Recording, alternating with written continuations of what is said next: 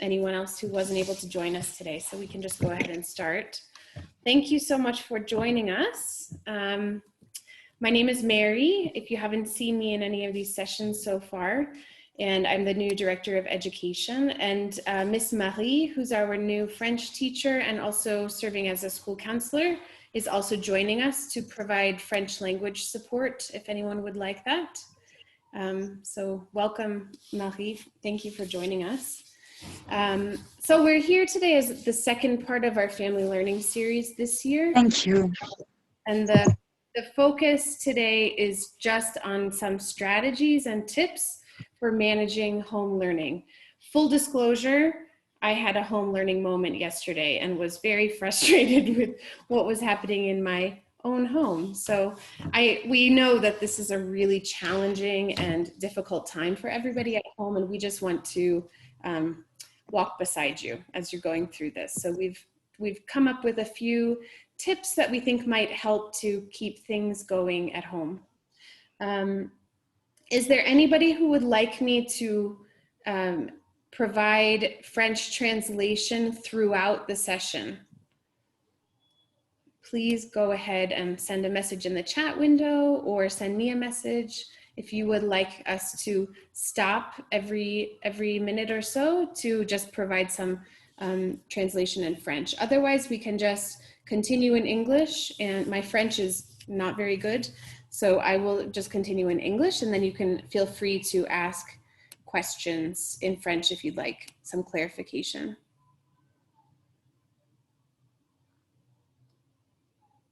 Okay, all right, I think we can just keep going in English, and then if you have questions, you can ask at any time. Just stop us or send a message in the chat window, and then we can address them.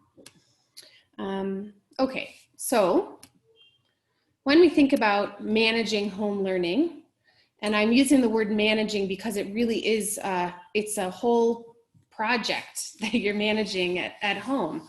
And that we're working on from our side. And there are so many moving parts and so many obstacles and challenges along the way. So really there are three main parts of this. We think about it as having three parts. The first part is preparing. In the Montessori method, everything is carefully planned and prepared in advance, down to where learning materials are placed on a specific shelf in the classroom. And so while we don't expect you to have a Montessori classroom in your house, there are ways that we think that you can begin to establish that type of environment that will make it work a little bit better when you're at home with your kids. The next part is, of course, guiding your children through the learning process. And then communication is absolutely essential. I'm using the word guiding because this is a key word in Montessori. Actually, in most Montessori schools, the word teacher isn't used. Instead, teachers are referred to as guides. And this is because we don't believe that teachers are giving knowledge or giving skills to students. We believe that children are finding their own learning path, and the teacher is really just there to help guide them through that process, to help them challenge themselves and discover new understandings.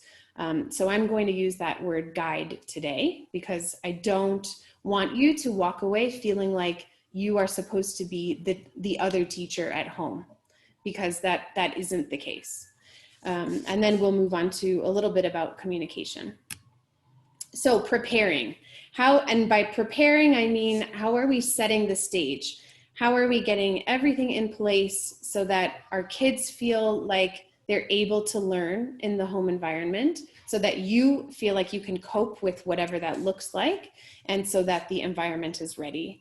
And really, the place to start is with grace and courtesy. So this is a very common part of the Montessori philosophy, is that fundamentally, we treat each other with courtesy and kindness at all times. Adults model this for children, and we expect it from children.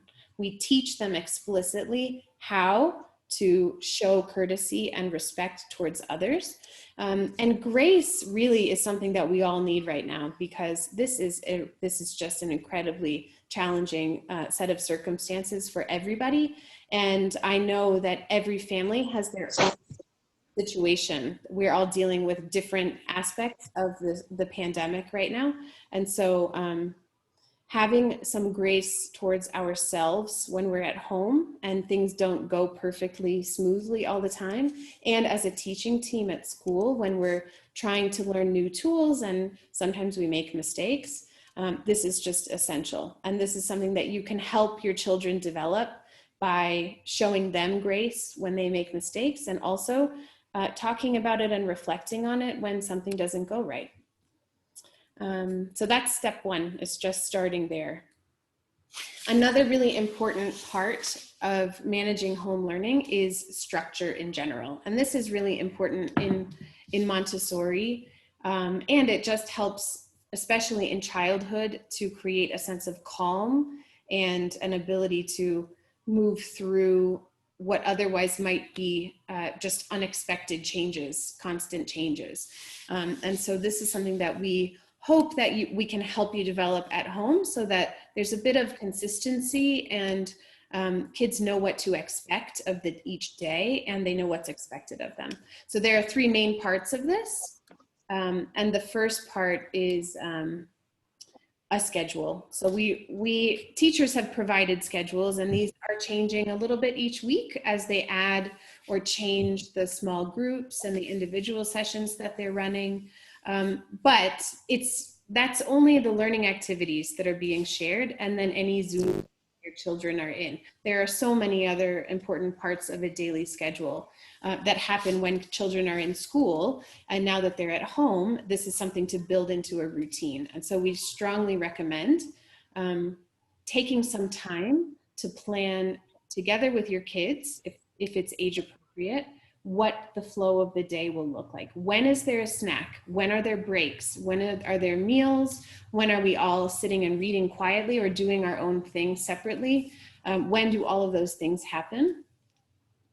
Encouraging kids to participate in the decisions around that can be really useful, and I'll address that a little bit more in a minute. Planning a specific workspace for each child, if you have multiple children, is also really beneficial, because it helps them to mark, okay, this is where I'm playing and relaxing, and this is where I'm sitting down so that I can concentrate and focus on my learning. It just provides those visual markers for children so that they can remain focused for whatever period of time is appropriate for them. A 4-year-old is not going to be able to focus in the workspace as long as a 4th grader. But nonetheless, having that specific space for them can be really helpful. And then also making sure that all learning materials are ready to go and are available to students is also helpful. And this is a place where kids can take responsibility as well. They are getting their notebooks or their paper or pencils out. They're the ones who are putting their crayons away when they're finished with them. That's another place that is really helpful. And these conversations, they take time, and they also take reinforcement. So we encourage you or whomever is working with your children to review these things every day, especially at the beginning of the week, but even every morning, just to check in. What's the schedule for the day? Do I have everything I need to be ready to learn? Is my workspace set up and ready to go? Is my tablet charged? Is the internet working today? All of those different things. And at the end of the day, this can be a bit of a reflection. What went well? Where did we go off track? Did I accomplish everything that I had planned for myself today? This is geared slightly towards younger children, but incorporating choice is incredibly important. And I just wanted to show you ways that you can structure time and space to incorporate some level of choice for your kids. So this is just an example of a learning space that has a schedule posted. So there are actually pictures with text and time cards posted there, and there are aspects of this schedule which are the same every day. For example, quiet time and lunchtime. But there are a couple of different work periods where children can then choose what they want to do, or what they want to do first, second, third, that type of thing. And then this is a sort of makeshift Montessori shelf where physical learning materials are laid out. Children have been taught how to use them. And this is a time when it's actually great for parents who are home and also working. You can say, okay, my kid's not on an iPad right now. I'm giving them a choice of offline learning activities that they can do. And there are, of course, additional activities that would be posted by that they could choose to do during that time as well. So I just want to encourage you to think about times when you can create spaces or opportunities when you can create spaces or periods of time where kids can choose what they want to do.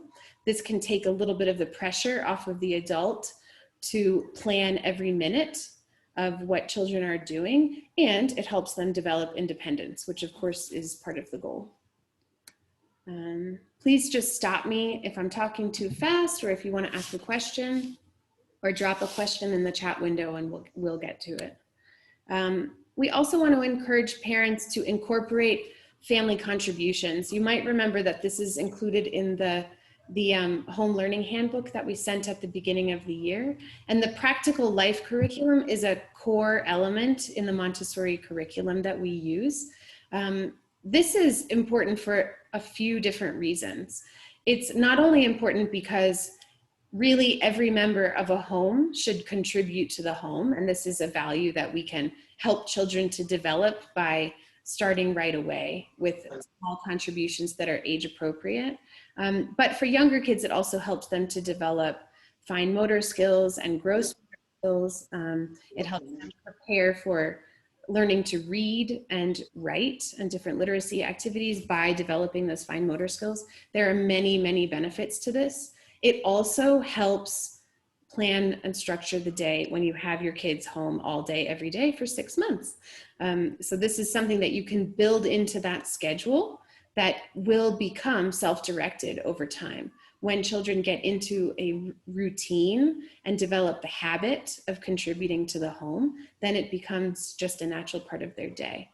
So some of our recommendations for this are to help prepare meals, help with laundry or folding clothes. If their children are older, they can perhaps even iron clothes or take responsibility for their own clothing and washing and preparing that.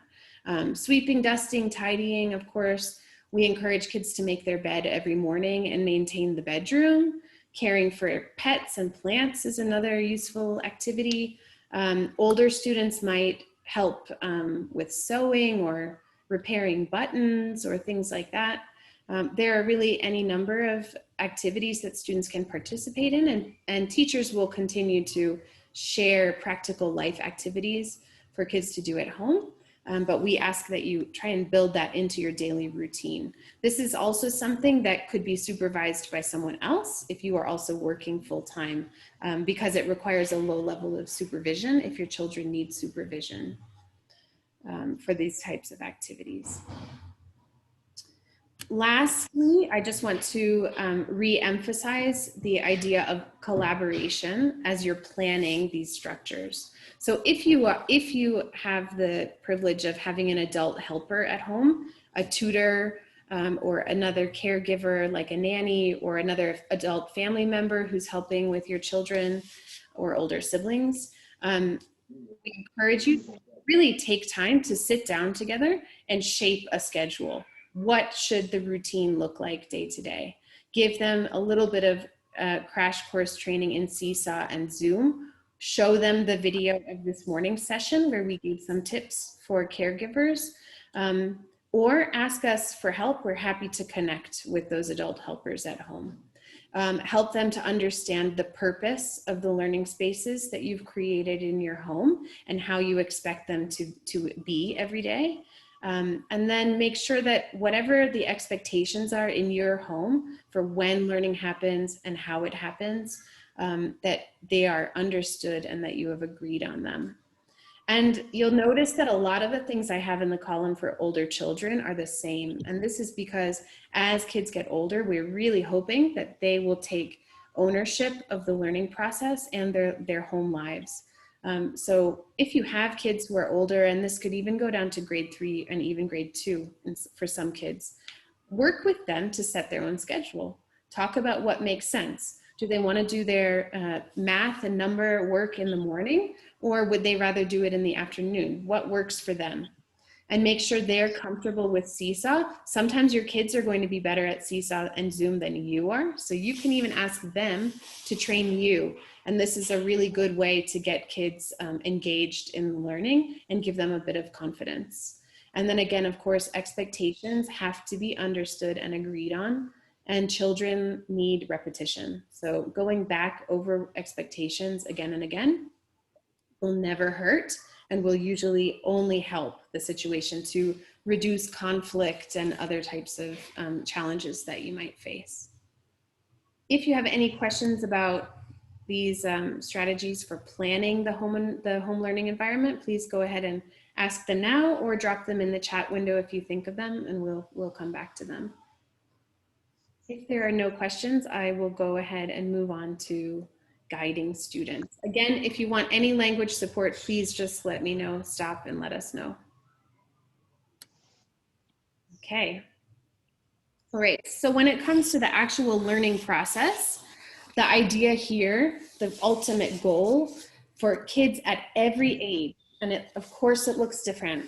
My twins are 4, and independence is a challenge. So it doesn't happen the same way at every age, but there are elements of independence that we can foster at all ages. And so our goal with guiding the learning is that children over time and with reinforcement, they're developing independence as much as possible. So that's our goal, is to help children learn as independently as possible.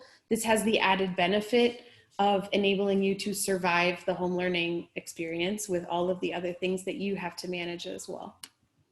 So here are some tips that we have for how you might foster independence. And we will also have a whole family learning session. I think it's the next one in October, which is just dedicated to fostering independence in the Montessori philosophy and in home learning. But here are just a few quick tips.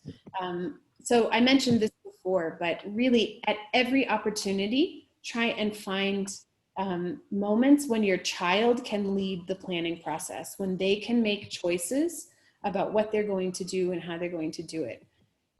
Sometimes even the most reticent children, kids who they just don't feel motivated, and maybe they dig in their heels a little bit when you ask them to contribute to the home or to do some of their learning activities. If you give them that responsibility to make those choices, they really shine in those moments. So look for opportunities for this. One way to think of this is to say, okay, this is what's happening right now, and maybe an adult is directing that. We have to do this now, and I want you to choose what we do next. Or vice versa. You can choose what we do right now, but the next thing that we do is something that I'm choosing. And then when it comes to the work itself, we very strongly encourage parents and any other caregivers who are involved in home learning to observe learning without intervening in it. And this is extremely difficult because we know how to spell the words that they're working on. And you know, we know what day of the week it is right now. That was my experience this morning. But children need to learn for themselves independently. And so if we can hold back from intervening when they're engaging in the learning process, they will have a deeper and richer experience in their learning. And teachers will be able to see exactly what children know, what they're able to do, and what they aren't able to do and don't know yet. And then they can direct the next steps in learning. This is a big challenge with home learning, is that we find that because you're really helping your kids a lot, right? You're home and you feel responsible for the learning when you're there with them, that parents may have a tendency, and other caregivers may have a tendency to help or interrupt to correct something. And we really encourage you to resist the temptation to do that so that we can get a really clear picture of what's going on. Mistakes are absolutely fine. It's okay if they're submitting work that isn't perfect. There's actually no work that's going to be perfect. And so teachers really just want to see your kids and what they're doing. So again, try to observe without intervening unless there's a safety issue or something like that. And encouraging responsibility for the learning by making these choices, and also for the space by cleaning up, getting their materials ready, making sure they've cleaned when they're finished, is another way to foster independence. One quick tip that we have for you is a strategy that is common in a lot of classrooms called I do, we do, you do. And this is a way that teachers sometimes will present new material to children. First modeling or demonstrating something, then doing it together with the child, and then the child does it independently. And this is where they're practicing alone, something new that they're working on. So if you're in that moment where you're thinking, they aren't, okay, they're not doing it the way I explained, or they're not following the instructions, or something isn't working right, wait, let them finish, and then remind yourself, I do, we do, you do. Go back to the beginning, show them again, do it one more time together, and then give them a chance to do it. This might be able to help you to just pull back a little bit when we want children to be independent in the learning activity. Okay, as you are guiding them through the experience, managing time is really difficult. I don't have any idea how 6 months have passed since school closed in March. It's completely beyond me. Something is going on with time that is very strange right now. And so managing time is more challenging than ever. So some tips that we have for you when you're managing time to help the day go smoothly, and also to just stay connected with the flow of the day and help kids do the same, are to check the weekly schedule that teachers post in the inbox as an announcement on Seesaw. If you have the ability to, we recommend that you print those schedules so that they can be visible for children, and then kids can help guide themselves through the day. Those visual, anytime that you can provide a visual marker for children, it will be helpful to them. Consistency is really important so that everyone knows what to expect and to help you move through the day smoothly. But of course, nothing is predictable really in real life, and children have different needs. Siblings have different needs from each other, and kids have different needs on a day-to-day basis. So of course, we need to be consistent but flexible. If we need an extra break today, take the extra break. If you have an important meeting you have to go to and you're not going to be there to sit with your child and guide them closely through a learning process, that's okay. It's okay. Do it another time, or give them a bit of time off and then work together on the weekend. That is okay. Everybody has to be flexible. We also encourage you to think about how you can chunk things, okay? I'm not looking at the whole day ahead. Right now, I'm just looking at the time between breakfast and that first Zoom call. What do I need to accomplish, and what can my kids do with that time? How can I chunk that and break it down into pieces? It's as important for you as it is for kids, so that you can carry on with your life at home. And then, of course, allow time for breaks. I encourage students who are engaged in a longer period of learning, for example, in the morning, let's say we're looking at the whole morning, to look at purposeful breaks. I advise staying away from, okay, just relax or do whatever you want to do right now, because it can be really hard to be motivated to then come back to learning after a break like that. And instead, have a purpose for the break. I'm going to take a break from math and I'm going to read my book for pleasure.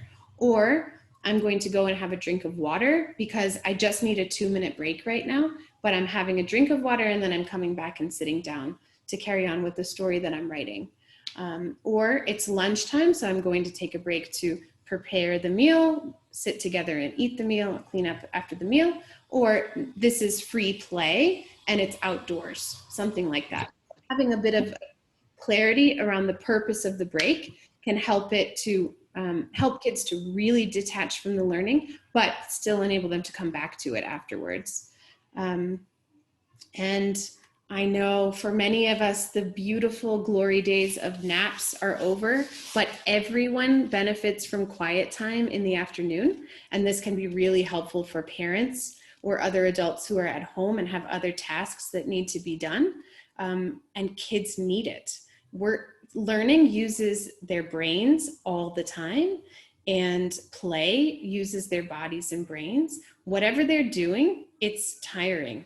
And so having a quiet time that you establish that happens every single day can be beneficial to absolutely everyone in the family. And it might look like reading. For young kids, it might look like having a short nap. For you, it might look like having a short nap, whatever you need to do. But this can really help restore some balance and equilibrium in the afternoon and give you a bit of time when you don't need to be directly supervising children. And it sounds like it might be hard to establish, but if you stick to a routine for a few days in a row, generally kids tend to take it on board and they get used to it and they benefit from it. So I encourage you to try doing that. And then another idea is just to think about how you might establish your own schedule parallel to your children. So for example, if your kids have developed some independence with Zoom, if they're in their Zoom call, but you feel like you need to be nearby, maybe you can sit on your computer next to them while they're in their Zoom call, so you can sort of monitor what's going on, but you can still do the work that you need to do. Just something to think about and be mindful of. Okay, screen time. This is a big one, and we all have different feelings about it. And I know my family has had way more screen time this year than I would have planned for. But it's something that we all need to think about with our own kids, and teachers are thinking about it in terms of how we're balancing the work that children are doing. So please know that that teachers are really thinking carefully about how to assign work that is digital, that can be done online, and that can be done offline and then shared with the teacher. It will not be perfect, I can't promise that, but we are very mindful of it, and we have regular discussions about how we can ensure that there's a bit of balance. Really, the purpose of screen time in the context of home learning is twofold. One is to show the learning. So this could be something that happens offline, and then a picture or an image or a description or a reflection is shared with the teacher so that they can see what the learning is that's happening. The other main purpose is meaningful digital learning opportunities. So there are some reading apps that elementary teachers will be using very soon, so that children are practicing reading and have exposure to many different types of texts at the right level, but they're online, and that is screen time. However, we feel that it is high quality screen time. So we're trying to provide digital learning opportunities that are not just for the sake of it, but that are purposeful and meaningful. One way to provide offline time is to create free choice areas in the home that have some materials that are offline. So looking at the materials that teachers have sent home, finding a few books or different choices for students to do at home, coloring activities. Kids actually really benefit from coloring at all ages, even adults do. So providing some coloring pages that you pull off the web. So if kids need a break or need to relax for a little bit of time, that's a free choice activity that they can do that can be out and available and accessible to them at all times. And it gives them an opportunity to make choices about their time as well. Many experts agree that screen time is okay in small doses and when it's high quality, and they show that watching TV or movies is not the end of the world, especially if it's done as a social activity. So if you need your kids to watch TV, sit together and do it together. Watch something together and then talk about it. Think about how you can build that kind of time into your family life. It's a social opportunity, and it also can provide a bit of relief. I've put a link here, which you'll be able to access when we send the slides out, to a resource called Common Sense Media. This is an incredible treasure trove of resources for parents and for educators. So we use this for our digital citizenship curriculum, but it also just has an incredible number of articles that are helpful for addressing parents' concerns about online safety, screen time, identifying high quality television, movies, games, apps for kids to use. And I highly recommend you take a bit of time looking at it. You can ask a question and then look at all of the different resources that they provide for you. For example, how much screen time is too much? And they have maybe dozens of articles that will respond to that and help you think about how you can structure that for your child. So we'll send that resource out and you'll be able to access that. I just can't recommend it enough. It's an excellent, excellent resource and it's all free. Okay. I just want to think a little bit about the Seesaw and looking at completing work activities, submitting them, and getting feedback on them through Seesaw. So we recommend that children read the written instructions aloud if possible. If they need an adult's assistance, read those instructions first. Often a teacher will add audio instructions, and those are always geared towards the child. So the written instructions, depending on the age level, might be written for an adult who's helping with home learning, but the audio is for the child to listen to. And sometimes there will be a video. So teachers have been preparing Montessori style presentations of learning for some of the activities. And so we encourage you to watch that first to understand what is being asked. And then again, I'm coming back to this again, work should show students' capabilities. So please observe without intervening so that teachers can identify learning gaps and specific needs of your children. It is okay if it's not perfect.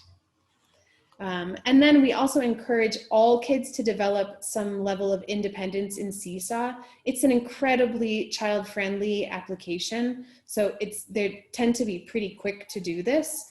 And the icons are really easy to identify. So even children who are not reading at that level are usually able to say, oh, this is the record button. This is how I take a picture. For example, if you take a photo, there are 3 different places where you can click the button to take the photo, which is great for kids who are developing their motor skills and holding an iPad. And that's a great opportunity for young kids to practice taking pictures of their work, holding it steady so it's not blurry, things like that. I just want to show you a couple of features inside Seesaw when submitting work. So if a teacher has given students what's called a template to respond in, this is what it looks like. This is where the teacher has given a background. It might have links, it might have videos, it might have pictures, it might have items that can be dragged and dropped or moved here or there. It might be something that they draw or write on. There are really many, many different ways for kids to respond to work on Seesaw. Here on the left is where you'll find most of those tools. So if you click on the microphone, it will enable you to record audio. If I click this picture here, it will give me the choice of recording video, recording audio, or even uploading video or photos. And the 3 dots have, I think you can add links with the dots, shapes, and something else. So there are quite a lot of tools there. And then there are annotation tools here at the bottom where kids can draw on the screen or use the hand tool to drag and drop. If at any point they can't remember what the instructions are, they can click View Instructions right here at the top. Without leaving the whole page, it will just bring the instructions up again, so they could reread them, listen to the audio again, or view the video again. And this is really helpful for students who may be slower at processing instructions because they can so easily go back and find that again. So this is something to make sure your kids are aware of, that they can find those instructions right away if they need to. Often there will be multiple pages for submission of work. So this is a math assignment from lower elementary. This is called the stamp game. And there are actually 6 different addition problems, which is what the children are practicing in this activity. so they can move between the pages. It kind of looks like a PowerPoint presentation. One other thing I want to make you aware of is that it is possible to start something, stop doing it, and come back to it later. And that's done with this orange check mark right here on the left. As teachers begin to assign longer term projects or multi-step work, for example, writing a story that might have a pre-writing part of it, a draft, a revision, a final draft, maybe some reflection on it or proofreading, that might be something that takes place over time and has multiple steps. And they can save that in drafts and then come back to it later. If it's finished, they click the green check mark. One tip for everybody is just to encourage your kids to add audio. If you're ever in doubt, if you're not sure if you're doing it correctly, or if you want to make sure your teacher understands what you've done, just add some audio. Add a bit of annotation or, a bit of narration over top of the work that you've submitted. It helps add an additional layer of understanding between the child and the teacher. When it comes to tracking work, the quickest way to do this is to click activities, and then you will be able to see any new activities that have been assigned and not worked on under this to-do list. In progress means activities that have been started and then saved as a draft, and done are activities that have already been submitted. Try not to stress about the red number and the red notifications. I know a lot of kids can become very stressed about that. And so it is helpful to open the to-do list and look back at things. If you ever feel like your child has fallen behind, or you had a really busy week and weren't able to help them as much as usual, and so it looks like there's a lot of outstanding work, get in touch with the teacher. It's highly likely that they will be able to say, okay, these are really important assignments. Don't worry about these other ones. Get to them if you can. But make sure you submit this math one and this writing exercise, for example. So just communicate and encourage your child to do that instead of stressing and feeling like you have to cross everything off a massive to-do list. It doesn't have to be painful like that. So my tip here is save drafts and come back to them later. And in general, our deadline is essentially the end of the week, by which we mean before the beginning of next week. So the week we're in right now, we hope that most work will be finished by Sunday. We don't want kids working all weekend or 7 days a week. I mean this in terms of flexibility. If you need your kids to have a weekend in the middle of the week because you have a conference to attend or whatever is going on in your life, that's okay. If they need to work on Saturday because that's when someone will be there to help them more, that's okay. So we're trying to be quite flexible. There might be times when there's a specific due date given, but in general, it's the week. We're assigning things by the week, if not longer. For example, a project over a two-week period. Are there any questions about any of this? Before I just move on to communication, we're almost finished. No questions? Okay. All right, so the last little thing to consider is how to communicate with school and teachers, and in particular, how to help kids communicate, how to help children get the help that they need. So I just want to point out quickly how children can find feedback from teachers. I really encourage you to do this together with your kids, to look at the teacher feedback or listen to it together. It's such an important part of the process that can be overlooked when everyone is really busy and trying to complete the work that was assigned and get into this Zoom call and go to this reading group and get to my French lesson and all of that. But it's so important because it's another opportunity for the teacher to connect directly with the child. Sometimes this will come in the form of a comment on the bottom, as in this example here. Sometimes it will come in the form of an audio comment from the teacher so the child can hear their teacher talking to them. And sometimes this will actually happen inside the work that was submitted. So teachers can open up a student's work and circle things on it, or add an annotation, or even add a voice message over top of something that a child has submitted.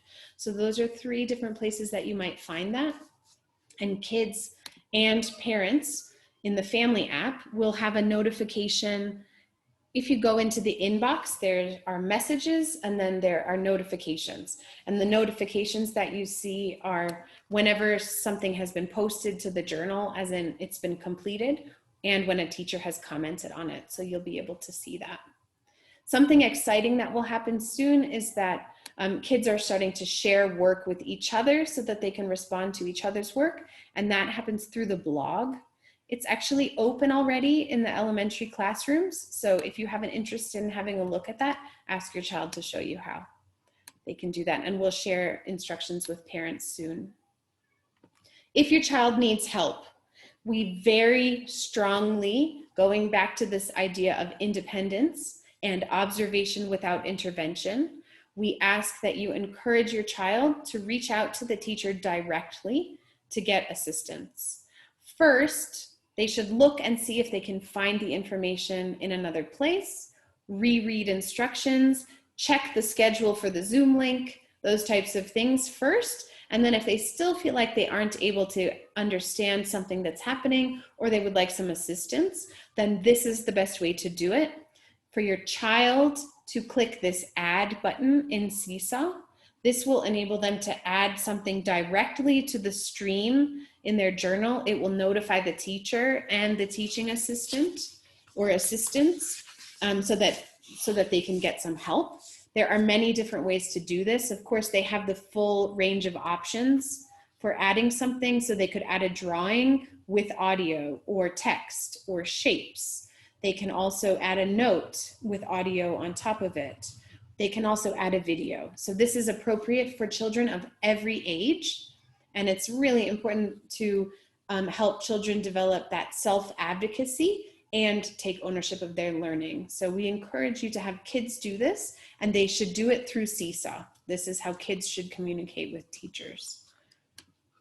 There are, of course, things that adults need to communicate with school about. For example, technical difficulties where you might need help with your login, or you just can't find, you're not being admitted into Zoom or something like that.